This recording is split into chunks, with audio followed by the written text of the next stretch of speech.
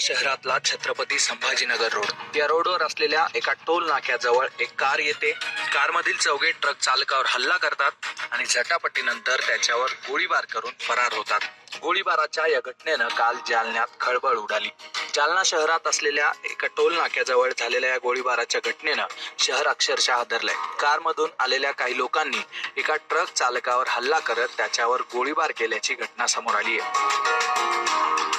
ट्रकमध्ये भंगार घेऊन मुंबईकडे निघालेल्या या ट्रक चालकाला काही जणांच्या टोळक्यानं अडवून गोळीबार केल्याचा हा थरार सीसीटीव्ही मध्ये कैद झालाय. रस्त्याच्या बाजूला एक ट्रक उभा असतो आणि या ट्रक समोरच एक कार येते.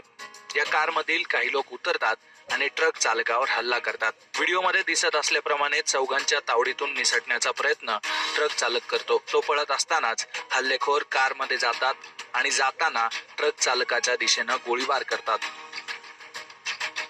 24 वर्षीय ट्रक चालक मोहम्मद रिजवान या गोळीबाराच्या घटनेतून अगदी थोडक्यात वाचतो. गोळी कमरेला लागल्यानं मोहम्मद रिजवान हा जखमी झाला असून त्याच्या फिर्यादीवरून जालन्यातील चंदनजिरा पोलीस ठाण्यामध्ये आरोपींविरोधात खुनाच्या प्रयत्नाचा गुन्हा दाखल करण्यात आलाय. जुन्या वादातूनच हे प्रकरण घडलं असल्याची शक्यता आहे.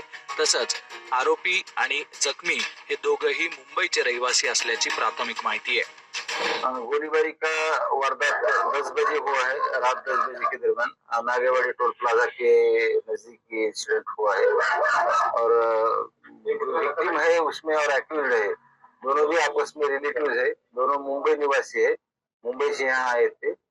इसमें का जो पीड़ित व्यक्ति है वो ट्रक ड्राइवर है. ट्रक पार्क करके वो चाय पान के लिए बाहर जा रहा था. उसी समय उसका जो रिलेटिव है उसके रिलेटिव ने उसके ऊपर फायरिंग किया है. उसके साथ में और 2-3 लोग थे, ऐसा उसका कहना है.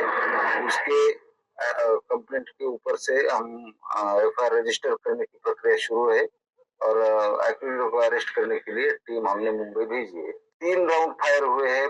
प्राइमरीली ऐसा निष्पन्न हुआ है कि 3 राउंड ही फायर हुए हैं और विक्टिम को एक सिंपल इंजरी हुई है. पेट के नीचे निचले हिस्से में उसको सिंपल इंजरी हुई है और अभी वो स्वस्थ है. उसकी फिर्याद लेके हम ऑफेंस रजिस्टर करने की प्रक्रिया शुरू है. दरम्यान घटनास्थळी जालन्याचे अपर पोलीस अधीक्षक आयुष नोपनी यांनी भेट दिली असून या प्रकरणी पोलीस आता पुढील तपास करत आहेत. त्यामुळे या तपासात काय समोर येतं ते पाहणं महत्त्वाचं असणार आहे. Bureau report, Mumbai.